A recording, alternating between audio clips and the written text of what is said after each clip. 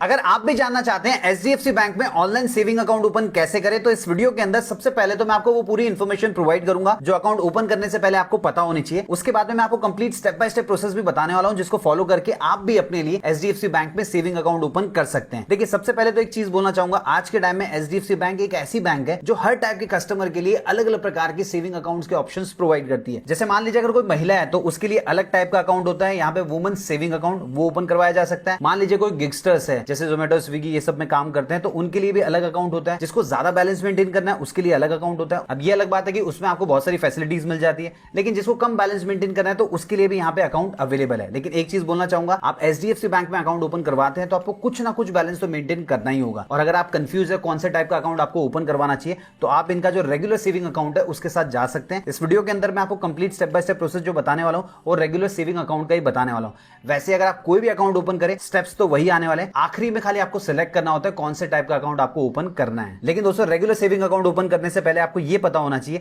कि कितना balance maintain करना होगा। अब बैलेंस मेंटेन करने का जो क्राइटेरिया होता है वो आपकी ब्रांच के हिसाब से होता है। जैसे मान लीजिए आपकी ब्रांच मेट्रो सिटी या अर्बन एरिया में आती है तो आपको 10,000 रुपए का मंथली बैलेंस मेंटेन करना होगा। और अगर आपकी ब्रांच सेमी अर्बन एरिया से बिलोंग करती है तो उस केस में आपको 5,000 रुपए का बैलेंस मेंटेन करना होगा। और अगर आपकी ब्रांच रूरल एरिया से बिलोंग करती है तो उस केस में 2,500 रुपए का बैलेंस मेंटेन करना होता है। लेकिन दोस्तों, अगर आपको चाहिए कि आपका जो अकाउंट है वो जीरो बैलेंस अकाउंट बन जाना चाहिए, जिसमें मेंटेन करो ना करो कोई फर्क नहीं पड़ना चाहिए, तो उसके लिए यहाँ पे एक ऑप्शन भी अवेलेबल होता है। जैसे मान लीजिए अगर आपकी ब्रांच अर्बन एरिया से बिलोंग करती है तो वहां पे आपको 10,000 रुपए मेंटेन करना है। सो अगर आप ये मेंटेन नहीं करना चाहते तो आप 1,00,000 रुपए की एफडी बुक कर सकते हैं 1 साल 1 दिन के लिए। तो बाद में आप मेंटेन करें ना करें आपको कोई भी चार्जेस नहीं लगने वाले। उसी प्रकार अगर आपकी ब्रांच सेमी अर्बन एरिया से बिलोंग करती है तो आपको 50,000 रुपए की एफडी करवानी पड़ेगी। और अगर आपकी ब्रांच रूरल एरिया से बिलोंग करती है तो आपको 25,000 रुपए की एफडी करवानी पड़ेगी अपने अकाउंट को बिना मेंटेनेंस के यूज करने के लिए। अब अगर आप ये जानना चाह रहे हैं कि भाई अगर मान लीजिए बैलेंस मेंटेन नहीं हुआ तो कितने चार्जेस लगेंगे, सो देखिए जितना भी शॉर्टफॉल होगा उसका 6% या फिर 600 रुपया, इन दोनों में से जो भी कम होगा वो चार्जेस आपके लगने वाले हैं। जैसे मान लीजिए आपकी ब्रांच मेट्रो सिटी से बिलोंग करती है तो उस केस में 10,000 रुपए मेंटेन करना होगा, लेकिन किसी महीने आप 10,000 मेंटेन नहीं कर पाए, सिर्फ 5,000 रुपए मेंटेन कर पाए, तो 5,000 का 6% हो जाता है 300 रुपया। तो उस केस में आपको 600 रुपया चार्जेस नहीं लगेगा, 300 रुपया कम होता है तो 300 रुपया प्लस जो भी जीएसटी होता है वो चार्जेस आपके अकाउंट से कटने वाले हैं। सो दोस्तों, अगर आप एचडीएफसी बैंक में रेगुलर सेविंग अकाउंट ओपन करना चाहते हैं तो इतनी इन्फॉर्मेशन इनफ है। अब मैं आपको complete step by step process बताऊं, उससे पहले नीचे कमेंट बॉक्स में लिख के बताइए आपके हिसाब से हमारे देश की